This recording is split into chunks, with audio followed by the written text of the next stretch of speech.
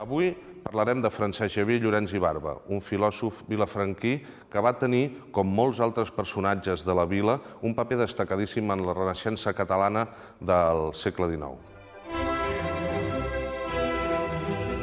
Ens trobem a la sala de sessions de l'Ajuntament de Vilafranca, on a la galeria de retrats de vilafranquins il·lustres hi figura també el retrat de Llorens i Barba. Aquest retrat, obra del pintor Clausells, és una còpia de l'original de Martí Alsina que va pintar de memòria l'any 1888, quan ja feia anys que havia mort el mestre vilafranquí.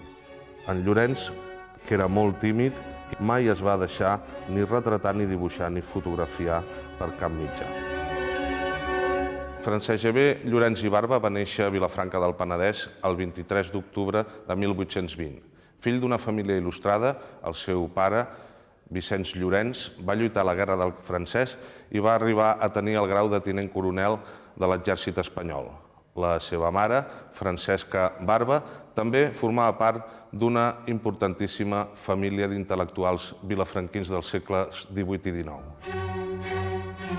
Per la branca materna destaquen el besavi Ramon Barba i Torrents, metge de la vila durant la segona meitat del segle XVIII, i l'avi matern, l'advocat Manuel Barba i Roca, que exercí el professorat de jurisprudència a Cervera.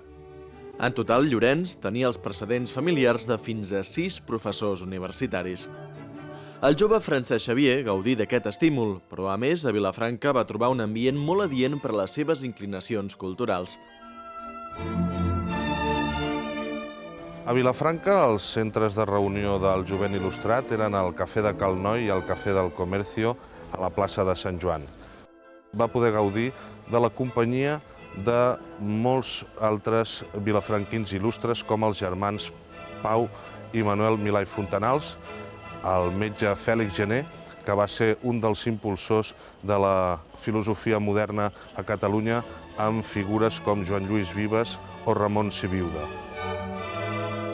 Els músics Antoni Nogués i Ramon Gili, que va arribar a ser organista de la Catedral de Barcelona, formaven part d'aquest cercle intel·lectual que va introduir a Catalunya la música de Beethoven, que estava triomfant en totes les sales de concert d'Europa. Llorens cursà els estudis primaris a Vilafranca del Penedès, els mitjans a Tarragona i els superiors a Cervera i Barcelona. A la universitat estudià simultàniament els 8 anys de lleis i els 5 de filosofia, a més d'altres matèries científiques cursades alhora en altres institucions docents de la capital catalana. Van ser companys seus Manuel Milà i Fontanals, Josep Coll i Bahí, Joaquim Rubió i Ors, Narcís Montoriol, Francesc Pi i Margall, Estanislau Figueres i Víctor Balaguer. El mestre que més el va marcar i del qual se'n declarà sempre seguidor fou Ramon Martí d'Aixalà, un dels introductors a Espanya de la filosofia escocesa del sentit comú.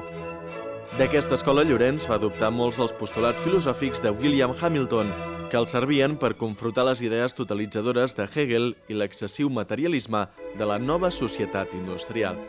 Malgrat això, va patir la desconfiança d'alguns dels seus companys, perquè pensaven que la doctrina de Llorens s'esbiaixava massa cap al racionalisme de Kant, deixant la línia clàssica de l'escolasticisme.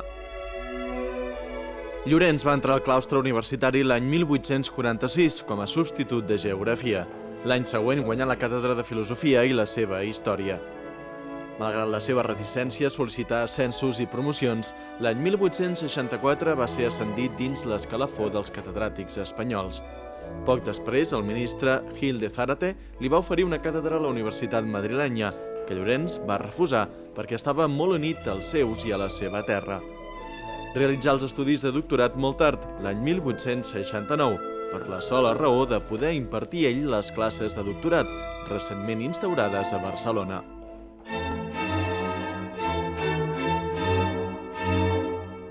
A partir de la construcció del ferrocarril entre Barcelona i Vilafranca, part de la línia que arribaria fins a Madrid, les comunicacions foren més fluides i molt més ràpides entre la capital catalana i el Penedès. Això va permetre agilitzar els desplaçaments de tots aquells que, provinents de la comarca, tenien les seves ocupacions i negocis a Barcelona. A la generació de Llorenç li va pertocar la consolidació de la Universitat Barcelonina, que va ampliar-se amb l'apertura de l'Escola Industrial el 1851.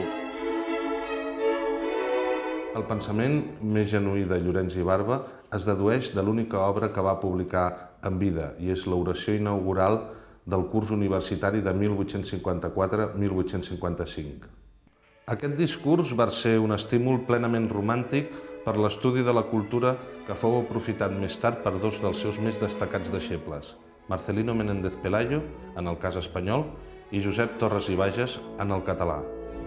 Ens han arribat també diferents aplecs de punts del mestre que van conservar alguns dels seus alumnes, com els de Lluís Álvarez, dipositats al Centre de Documentació del Museu de Vilafranca, on a les primeres planes Llorenç relacionava l'existència d'una nació amb la pervivència d'una llengua pròpia. La unidad de un pueblo no se ha de tomar de la circunscripción geográfica, tampoco podemos determinarla por las semejanzas físicas. La unidad de un pueblo es interna y se pone de manifiesto por el uso de una lengua común. Como el lenguaje radica en lo más íntimo de nuestro ser, bien podemos tomar la diferencia de lenguas como distintivo de los pueblos.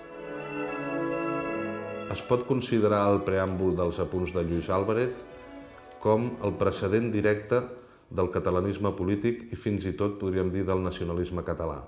Si bé Llorenç mai es va manifestar com excessivament catalanista, ni evidentment com a nacionalista, els seus deixebles, arran de les seves lliçons, podrien arribar a desenvolupar aquests conceptes polítics.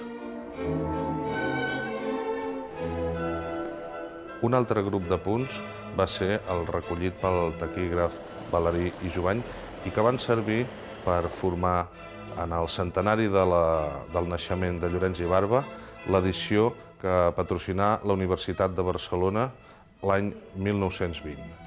Aquests apunts, que havien corregut molt per la universitat, van tardar molt a publicar-se per dos motius principalment.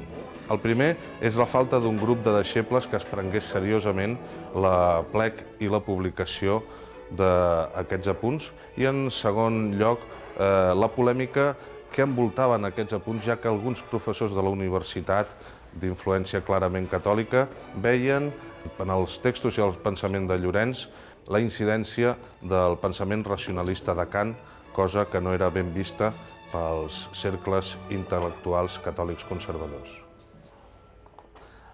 Aquests apunts, les leccions de filosofia, editats en 3 volums, els podem trobar a la Biblioteca Torres i Bages de Vilafranca del Penedès.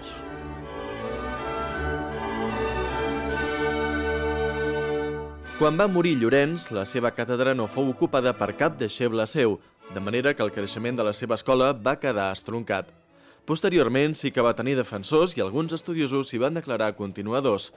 És el cas d'Eugeni d'Ors, Francesc d'Assís Masferrer i Arquimbau, els germans Carreras i Artau, Jaume Serra i Hunter i, fins avui dia, Norbert Bilbeny. Podem parlar d'una escola catalana de filosofia que va, de forma discontínua, de Ramon Llull, Joan Lluís Vives, Ramon Sibiuda, fins als filòsofs que acabem d'esmentar.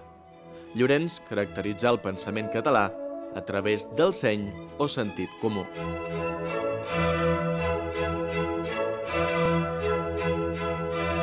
Llorenç era una persona sobretot modesta. Tant és així que en morir a Barcelona el dia de Sant Jordi de 1872, als 52 anys d'edat, fou enterrat en un nínxol familiar del qual no n'ha quedat memòria. Però en no tenir descendència, sense ningú que es cuidés, finalment els seus ossos van anar a parar a la fossa comuna d'aquest cementiri.